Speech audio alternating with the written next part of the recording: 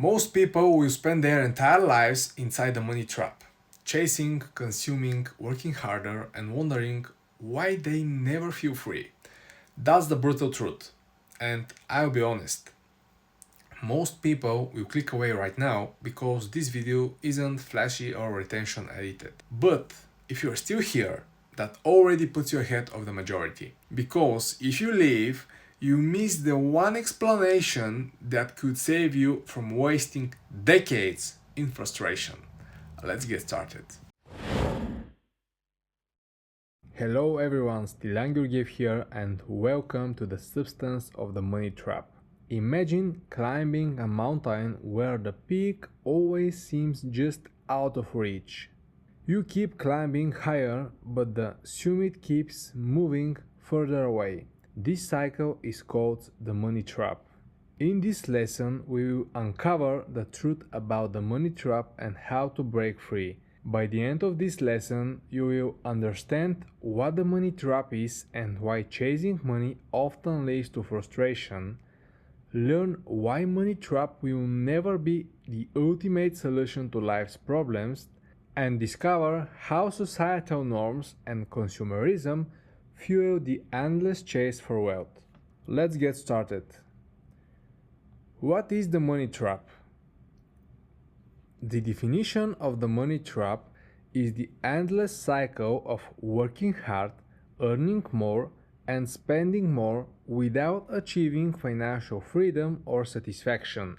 It's rooted in the belief that more money will solve all problems, bring happiness, and secure success. In reality, this mindset often leads to frustration, burnout, and unfulfilled ambitions. To illustrate this, imagine the money trap like being in a quicksand. You put in more effort to escape, but the harder you try, the deeper you sink. But how the trap works? Let's start with the lifestyle inflation. As income rises, so do expenses. A promotion or rise doesn't lead to saving or investing. It leads to a bigger house, a nicer car, and more luxury purchases. For example, a person making $50,000 buys a used car and lives modestly. When they start earning $100,000, they lease a luxury car and eat out 5 times a week. Their expenses rise in proportion to their income, leaving little room for wealth building. The treadmill effect. People equate success with constantly keeping up, adhering to the latest fashion, trends, the neighbor's standards of living, or societal standards in general, rather than truly listening to their own needs and desires.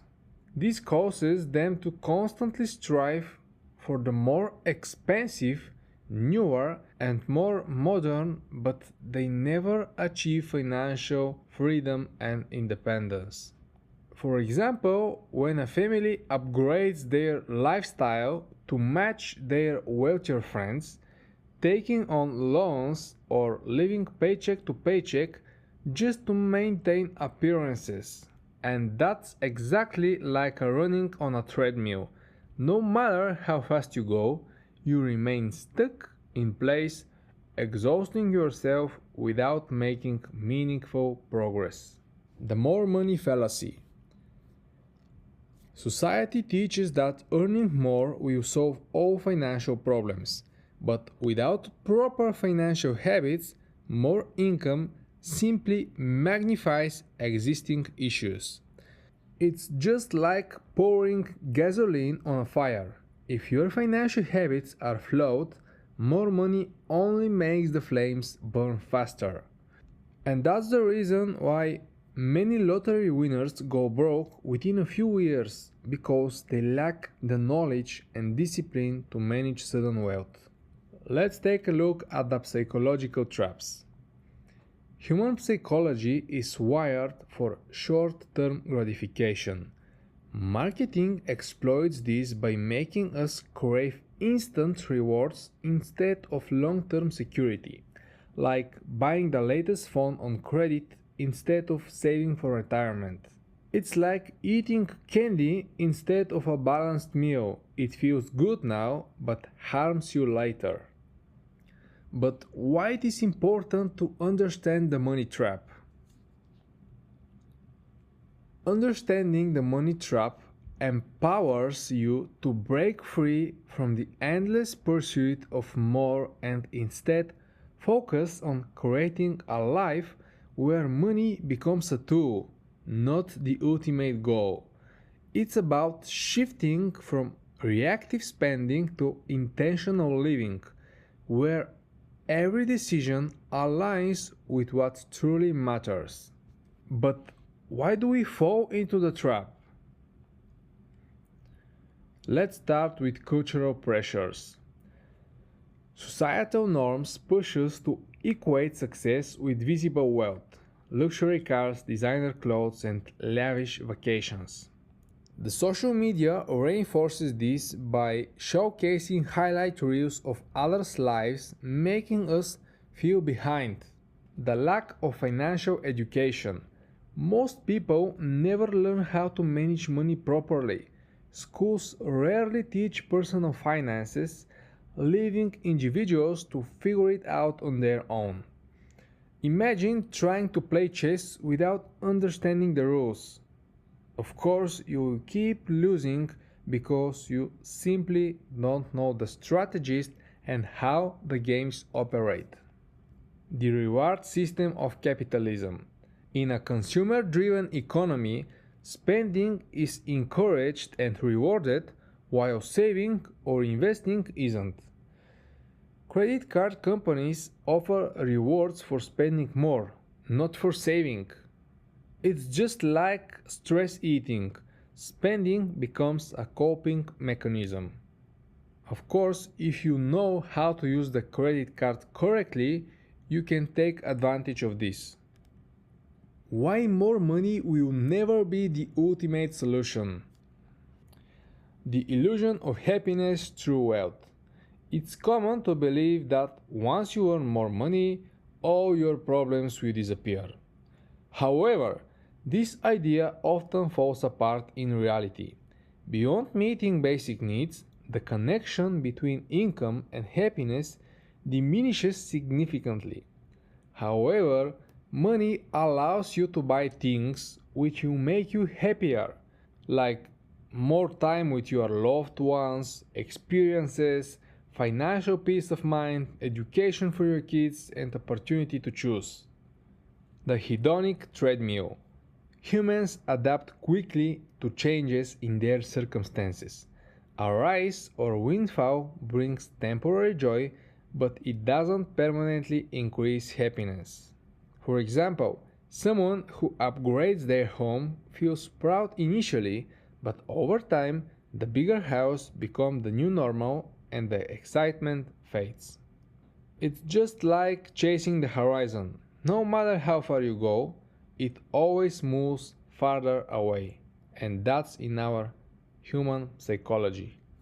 Money magnifies problems. More money doesn't fix poor financial habits.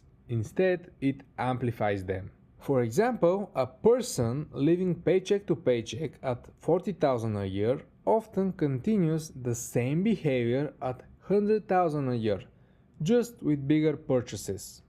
Now, imagine a leaky bucket that you are trying to fill with water.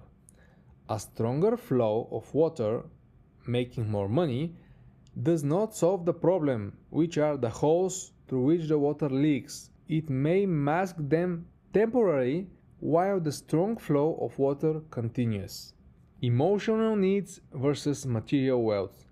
Emotional fulfillment comes from relationships, purpose, and experiences, not material possessions. Spending time with loved ones or pursuing a passion creates more deeper satisfaction than owning luxury items. The downside of more money thinking. Here we will look at what happens when The desire to make more money is stronger than your higher purpose, and when money itself becomes an end itself. Now, there is nothing wrong with wanting to make more money and striving for abundance. The problem comes when the abundance of money becomes an end in itself and you have no real idea what to do with that money. Just like Uncle Scrooge, the pressure to earn more. Earning more often leads to higher expectation and more stress. A high-paying job may demand long hours and leave little time for your family or self-care. Everything in this life has a price attached to it, whether it's visible or not. The never enough syndrome. No matter how much you earn, there's always someone with more. This fuels envy and dissatisfaction. For example, a person earning 1 million a year may feel inadequate compared to someone earning 10 million a year. The risk of burnout. The relentless pursuit of higher income often leads to overwork, neglecting health and relationships. For example, entrepreneurs who work 80-hour weeks to scale their businesses but end up exhausted and isolated. I'm sure you know what I am talking about here. So, what's the solution to this? To escape the trap of thinking that more money is the solution, it's important to reframe your mindset. And here's how to do it. First thing is that you have to focus on purpose, not paychecks. Align your financial goals with your values and long-term dreams. For example, instead of working for a promotion, focus on creating a work-life balance that allows time for your passions. Prioritize financial independence over only income. Because the real independence isn't about how much you earn. It's about your ability to manage what you have. A person earning 50,000 a year with no debt and a modest lifestyle, you feel freer and much more independent than someone earning $200,000 but drowning in expenses. But what to do if you feel guilty whenever you are not working and having that deep desire that it's never enough? If you are doing something which is not moving the needle toward your goals. Now, imagine your mind like a volcano, steadily building pressure. If you suppress that pressure for too long, pushing down your natural desires or your need to unwind, it can eventually erupt in a midlife crisis. For example, I used to feel the urge to party, to let off steam with video games, but I learned to manage it better. Now, instead of consistently seeking distractions, I channel that energy into my work and sometimes allow myself a controlled release because your job as an entrepreneur, ambitious professional, and overall as a human being is to play the long-term game. So, release that pressure with a few tequila shots, a video game, a night out, to let off steam or whatever you want. This balance prevents that overwhelming buildup and keeps our creativity and focus intact. Ultimately, it's about releasing pressure in healthy ways rather than letting it fester until it blows up uncontrollably. So the key takeaway here is that chasing more money is like trying to fill a bottomless pit. It's never enough. True fulfillment comes from controlling your finances, aligning your spending with your values, and building a life of purpose. Analyze yourself when it's time to release that pressure and keep working towards your desired life. How societal norms and consumerism fuel the endless chase for wealth. From a young age, we are bombarded with messages about what success looks like. A high-paying job, a big house, luxury cars, and designer clothes. These societal norms create a mental blueprint for success that centers around visible wealth, the status symbol culture. Society equates material possessions with success, often pushing people to spend beyond their means just to keep up. For example, a young professional buys an expensive car not because they need it, but to impress their peers. It's just like playing dress up for approval, except the price tag is real and ongoing. Who are you trying to impress, really? Social media amplification.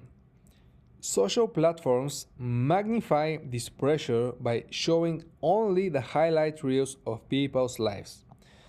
For example, influencers showcasing luxury vacations, designer outfits, and high end lifestyles create these unrealistic expectations.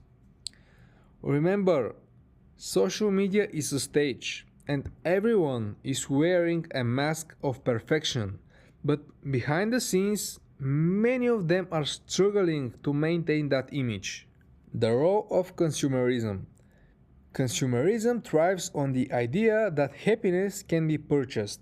Companies spend billions of dollars on advertising to convince us that buying their products will make us more attractive, successful, or fulfilled. The psychology of advertising. Ads tap into emotions like insecurity, fear of missing out, or the desire for approval. Look at this example. A watch commercial doesn't just sell timepieces, it sells the idea of success, sophistication, and power, like James Bond. Just look at this Omega watch ad. Advertising is like a magician's trick. It distracts you with illusions while taking your money. When you see that ad, you just want to be like James Bond. If I wear this watch, I will look like him. Yes, but not actually. Buy now, pay later culture. The availability of credit cards and payment plans make it easy to live beyond one's means. A person buys $1,000 gadget on credit without considering the long-term cost of interest payments. It's like borrowing happiness from tomorrow to pay for today. It's just not worth it. He also doesn't see a problem in buying it now, even though he doesn't have such savings. He tells himself, what's the big deal? It will be easier for me to save $90 every month and pay it off in a year. But with this kind of thinking, the math never gives him a chance to save for the things like investing or securing additional financial flows from investments. Things that actually could help him make much more money and buy much better things in the future. Planned obsolescence. Many products are designed to become outdated quickly, forcing consumers to keep upgrading. Just like the smartphones with yearly updates that make older models feel obsolete. It's like running on a treadmill that speeds up every year. You're forced to keep running just to stay in place. I don't know if any of you have heard of Moore's Law, but I will summarize it so as not to stray too much from the topic. In short, in 1965, Gordon Moore formulated a law based on his observation that the number of transistors on an integrated circuit microprocessor chip doubles every 2 years, which leads to a doubling of performance and consequently lower production costs for newer technologies. In other words, an iPhone in 2025 costs Apple, let's say, half as much to produce compared to older models from the past, but the price of new models increases every year. This is called profit maximization. You invest less money in production, but you want more for the sale. The advertising industry helps manufacturers maximize this profit by imposing the outdated label on the last year's models, even though with the new one you won't be doing anything significantly different. Apple, as well as other manufacturers, are not to blame. Their investors are grateful for their business policies. The emotional toll of social norms and consumerism. The pressure to conform to societal norms and consumerism often leads to stress, comparison syndrome, and debt cycles. Trying to maintain appearances can create financial strain, and constantly comparing oneself to others diminishes self-esteem. Also, overextending finances to keep up leads to a lifetime of debt. Societal norms and consumerism trick us into believing that more possessions equal more happiness. Breaking free requires redefining success and rejecting the pressure to conform. The difference between financial success and true financial independence. Understanding the distinction between financial success and true financial independence is critical for escaping the money trap. These concepts are often misunderstood, and conflating them leads many to chase wealth endlessly only to find it doesn't bring the satisfaction they expected. What is financial success? Financial success is achieving traditional milestones of wealth, high income, luxury possessions, and outward signs of affluence. High earnings. Earning a significant amount of money, often through a high paying job or business. Visible wealth. Owning a luxury cars, large homes, designer goods, or taking lavish vacations. Social approval. Being recognized by society as successful based on material accomplishments. For example, a corporate executive earning a six-figure salary and living in a mansion might seem financially successful, but still feel trapped in a stressful paycheck-to-paycheck lifestyle. To illustrate this, look at the picture. Financial success is like building a tall tower on shaky ground. It looks impressive from the outside, but lacks true stability. True financial independence means having control over your time, choices, and without being dependent on constant income or societal validation, while generating and having enough money through your assets and investments that allow you to live life on your terms. Sustainable income streams. Having passive income sources like investments, rental properties, or royalties that cover your living expenses. Freedom of time, the ability to choose how you spend your time without financial constraints. The ability to choose how you spend your time without financial constraints. Alignment with values, living a life that reflects your personal priorities and goals rather than societal expectations. Peace of mind, freedom from financial anxiety or the pressure to keep up. Here's an example. An individual with modest expenses, no debt, and passive income from investments may have less visible wealth than a higher earner, but enjoys more freedom and security. True financial freedom is like owning a garden that continuously produces food. You are self-sufficient and don't rely on external factors for survival. Why financial success often feels hollow? Chasing external validation.